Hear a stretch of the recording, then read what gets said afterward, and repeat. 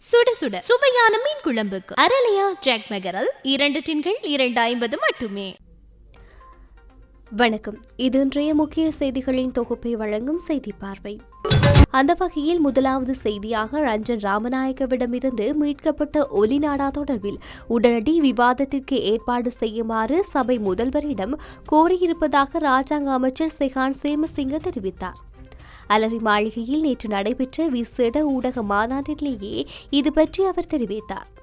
Ranjan Ramanayake MP கைது செய்யப்பட்டதுடன் சமகாலத்தில் சமூக வலைதளங்களில் பல ஒலிநாடாக்கள் வெளியாகி வருகின்றன.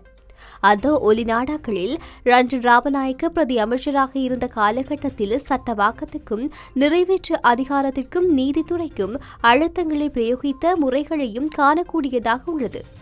எமது ஜனாதிபதி வேட்பாளர் கோட்டாபாய ராஜபக்சவை கைது செய்து அவர்களுக்கு தேவையான விதத்தில் தண்டிக்கவும், ஜேவிபி தலைவரும் சம்பிக்க ரணவக்கவும் அவர்களுக்கு தேவையானவர்களை கைது செய்ய முயற்சித்தமை இவற்றுக்கு போதுமான ஆதாரங்களாக கருதப்படுகின்றன. சட்டவாக்கத்திற்கும் நிறைவேற்று அதிகாரத்திற்கும் நீதித்துறைக்கும் சவால் விடுக்கும் வகையில் இந்த விடயத்தில் தொடர்புபட்ட அனைவரையும் சட்டத்தின் முன் நிறுத்த வேண்டும் என்று நாம் ஜனாதிபதியிடம் கோரிக்கை விடுக்கின்றோம். இந்த விடயம் தொடர்பான விசாரணைகளை முன்னெடுக்கும் போது முன்னாள் ஜனாதிபதி மைத்ரிபால சிறிசேனவிடமிருந்து வாக்குமூலம் ஒன்றை பெற்றுக்கொள்ள வேண்டும் என்பது முக்கியமானதாகும். ஏனெனில் அந்த ஒலிநாடாக்களில் எச்சி என குறிப்பிடப்படுவது அன்றைய ஜனாதிபதியே ஆகும். இவ்வாறான பல்வேறு விடயங்கள் இந்த விடயத்தில் காணப்படுவதால் நீதித்துறைக்கு ஏற்பட்டுள்ள பெரும் களங்கத்தை துடைப்பதற்குரிய நடவடிக்கையை எடுக்க வேண்டும் என்று அவர் தெரிவித்தார் என்று செய்தி வெளியாகியுள்ளது.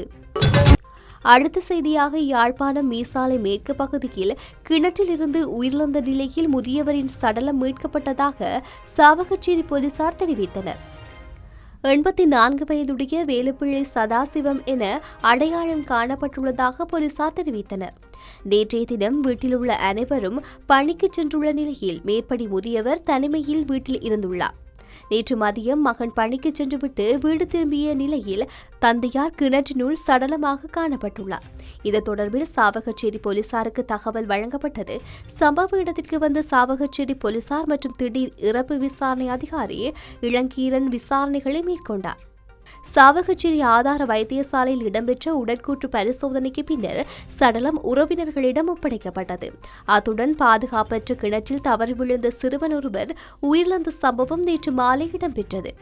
யாழ்ப்பாணம் நாவற்குழியைச் சேர்ந்த தரம் 2 கல்வி கற்கும் 7 வயதுடைய சசிதரன் எட்வர்ட் சாமுவேல் என்ற சிறுவனை இவ்வாறு உயிரிழந்தவர். நேற்று மாலை உணவருந்திவிட்டு விளையாடிக் கொண்டிருந்த சிறுவன் அருகில் இருந்த பாதுகாப்பற்ற கிணற்றில் தவறி விழுந்துள்ளார். பின்னர் சிறுவன் கிணற்றிலிருந்து மீட்கப்பட்டுள்ளார். சிறுவனை மீட்ட உறவினர்கள் உடனடியாக யாழ்ப்பாண போதனா வைத்தியசாலைக்கு எடுத்துச் சென்று அனுமதித்த போதும் சிறுவன் சிகிச்சை பலனின்றி உயிரிழந்ததாக போதனா வைத்தியசாலையின் தகவல்கள் தெரிவிக்கின்றன. இறப்பு விசாரணை நேற்றைய தினம் இடம்பெற்றது. வைத்தியசாலையில் திடீர் மரண விசாரணை அதிகாரி நமச்சிவாயம் பிரேம்குமார் மேற்கொண்டார்.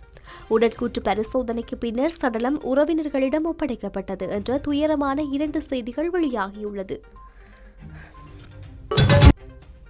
அடுத்த செய்தியாக யாழ்ப்பாணத்திலிருந்து ஐரோப்பிய நாடு ஒன்றுக்கு சென்ற இளைஞர் கொடூரமாக அடித்து கொலை செய்யப்பட்டதாக தகவல் வெளியாகியுள்ளது.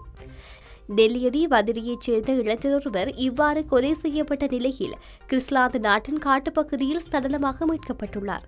கடந்த 24ஆம் தேதி ஐரோப்பிய நாடு ஒன்றுக்குள் நுழையும் நோக்கில் கிறிஸ்லாந்து நாட்டை அண்மித்த வேளையில் அவர் கொல்லப்பட்டிருக்கலாம் என சந்தேகம் வெளியிடப்பட்டுள்ளது. ஐரோப்பா எல்லை நாடான கிறிஸ்லாந்து நாட்டுக்குள் நுழைய நீண்ட தூரம் கடும் குளிரில் நடைப்பயணம் 6 மலை காடுகள் கடந்து செல்ல வேண்டும் என தெரிவிக்கப்படுகின்றது. முகவர் ஊடாக வெளிநாடு சென்ற இளைஞர் ஒருவர் இவ்வாறு கொலை செய்யப்பட்டுள்ளார். இதற்கு முன்னரும் யாழ்ப்பாணத்திலிருந்து ஐரோப்பா சென்ற இளைஞர் ஒருவர் பனாமா காட்டுக்குள் சடலமாக மீட்கப்பட்டமை குறிப்பிடத்தக்கது என்று செய்தி பதிவாகியுள்ளது.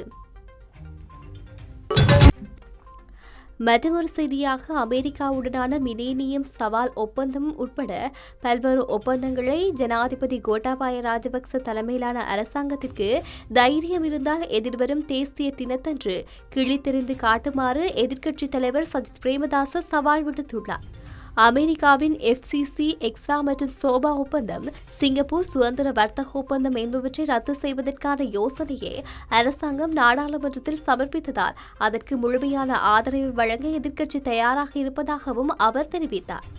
நாடாளுமன்றத்தில் நேற்று இடம்பெற்ற அமர்வில் கலந்து கொண்டு பேசிய அவர் இதனை கூறியுள்ளார். இந்த நாட்டு மக்களின் ஆணைக்கு தலை சாய்ப்பதே சபையில் உள்ள அனைவரது கடமையாகும். அதன்படி 69 லட்சம் மக்கள் வழங்கிய ஆணையை அமுல்படுத்துவதற்காக 3/2 அல்லது 6/5 அல்லது சபையில் உள்ள 225 உறுப்பினர்களது ஆதரவையும் வழங்க தயாராகவே இருக்கின்றோம். அதற்கமைய பொதுத் தேர்தல் வரை காத்திருக்க தேவையில்லை. ஜனாதிபதி கோட்டாபாயவின் கொள்கை விளக்கத்தில் மக்களின் மகிழ்ச்சி சுட்டி என்பதை கோடிட்டு காட்ட விரும்புகின்றேன். உண்மையிலேயே நவம்பரில் நடைபெற்ற ஜனாதிபதி தேர்தலுக்கு முன்னர் இருந்த பொருட்களின் சேவைகளின் விலைகளையும் இப்போது உள்ள விலைகளையும் ஒப்பிட்டு பார்க்கும் போது விண்ணை தொடும் அளவில் அதிகரித்துள்ளன. இந்த 1.5 மாதத்தில் மக்கள் மகிழ்ச்சி அடைந்துள்ளார்களா? தேர்தல் விஞ்ஞாபனத்தில் இலவச உரம் வழங்கப்படுவதாக கூறியிருந்தாலும் கொள்கை விளக்கத்தில் அது உரமானியம் என மாற்றப்பட்டுள்ளது. இனவாதத்தை அடிப்படையாக கொண்டு அதனை விதைத்தால் எந்த சந்தர்ப்பத்திலும் நாட்டை பாதுகாக்க முடியாது, இறையாண்மையை பலப்படுத்த முடியாது. தேச துரோக சர்வதேச ஒப்பந்தங்கள் குறித்து ஜனாதிபதி தேர்தல் காலத்தில் எதிர்த்தரப்பில் உத்வேகமாக பேசினார்கள். FCC ஒப்பந்தம், எக்ஸா சோபா மற்றும் சிங்கப்பூர் வர்த்தக ஒப்பந்தம் என பலதை கூறினார்கள். ஆனால் அன்று தேர்தல் மேடைகளில் FCC ஒப்பந்தத்தை செய்து கொண்டால் ஆபத்து என்றவர்கள் தலதா மாளிகைக்கு செல்லும் வழியில் ஒரு பக்கம் இலங்கையர்களுக்கும் இன்னொரு பக்கம் அமெரிக்காவுக்கும் உரித்தாகும் என்று அச்சுறுத்தினார்கள். அப்படியென்றால் நான் ஒரு யோசனையை முன்வைக்கின்றேன். நாட்டிற்கு சூனியமாகும் ஆபத்தாகும் என்று கூறுகின்ற FCC ஒப்பந்தத்தை கிழித்தெறியுமாறு கோருகின்றேன். அதற்கான யோசனையை சபையில் கொண்டு வந்தால் முழு ஆதரவும் வழங்குவோம். என் சிரமமின்றி எதிர்வரும் February 4 தேசிய தினத்தில் அந்த ஒப்பந்தத்தை கிழித்தெறிந்தால் நலமாக இருக்குமே என அவர் மேலும் கூறியுள்ளார் என்று செய்தி வெளியாகியுள்ளது.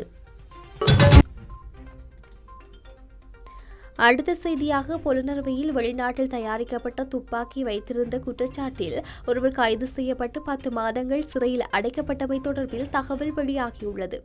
ஹிங்குராங்குட பிரதேசத்தைச் சேர்ந்த நபர் ஒருவர் வெளிநாட்டில் தயாரிக்கப்பட்ட துப்பாக்கியை வைத்திருந்த குற்றச்சாட்டில் சிறையில் அடைக்கப்பட்டார்.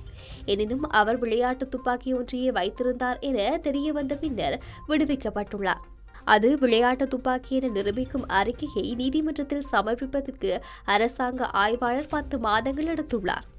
ஹிங்குராங்குட பிரதேசத்தைச் சேர்ந்த 30 வயதான பிரசாந்த் குமார் என்ற 2 பிள்ளைகளின் தந்தையொருவரே இந்த சம்பவத்திற்கு முகம் கொடுத்துள்ளார். சிறையில் அடைக்கப்பட்டதன் பின்னர் தனது வேலையை இழந்ததாகவும் பாதாள உலக குழுவைச் சேர்ந்த குற்றவாளி என்ற குற்றம் சுமத்தப்பட்டதை அடுத்து அவரது சகோதரரும் வேலையை இழந்துவிட்டார் என பிரசாந்த் கூறியுள்ளார். கடந்த ஆண்டு February 12 போலீசார் எனது வீட்டுக்குள் நுழைந்து என்னிடம் இருந்த துப்பாக்கியை காட்ட சொன்னார்கள். என்னிடம் துப்பாக்கி இல்லை என கூறினேன். ஆனால் அவர்கள் முழு வீட்டையும் தேடி ஒரு பொம்மை துப்பாக்கியை காவலில் எடுத்து என்னை கைது செய்தனர். இது பொழுதுபோக்குக்காக பழைய பொருட்களை சேகரித்த சகோதரர் கொடுத்த பொம்மை துப்பாக்கி என நான் போலீசாரிடம் தெரிவித்தேன் என பிரசாந்த் தெரிவித்தார். எனினும் தன்னை நம்பாமல் போலீசார் நீதிமன்றத்தில் ஆஜர்படுத்தி 10 மாதங்கள் சிறையில் அடைத்ததாக அவர் கூறியுள்ளார் என்று செய்தி ஒன்று வெளியாகியுள்ளது. இன்னொரு செய்தியாக, தமிழரின் விடுதலை போராட்டத்திற்கு வலுச்சேர்க்கும் வகையில் யாழ் பல்கலைக்கழக மாணவர்கள் கடந்த காலங்களில் பல்வேறு செயற்பாடுகளை நடத்தியிருந்தமை அனைவரும் அறிந்த விடயம். அந்த வகையில் தற்போது தமிழரின் தொன்மையையும் பெருமையையும் உலகறியச் செய்யும் வகையில் தமிழரின் பாரம்பரியமிக்க கலைநயத்தை வெளிப்படுத்த முன்வந்துள்ள யாழ் பல்கலைக்கழக மாணவர்கள் இதன் ஒரு கட்டமாக இந்த வருடம் 2வது வருடமாகவும் மொழிதனை கடையும் இளையவர் பயணம் என்ற தொனிப்பொருளில் தமிழமுதம் என்ற இயலிசை நாடகம் என்ற முத்தமிழை அரங்கேற்றுள்ளனர். இந்த நிகழ்வு யாழ் பல்கலைக்கழக முன்றலில் பிரம்மாண்ட மேடையில் காலை 8:30 மணி தொடக்கம் இரவு 9:30 மணி வரை நடைபெறும். தமிழரின் பாரம்பரிய கலைகளான நாட்டுக்கூத்து, வில்லிசை, பறை உள்ளிட்ட பல்வேறு நிகழ்வுகளையும் மாணவர்கள் நடத்த உள்ளனர்.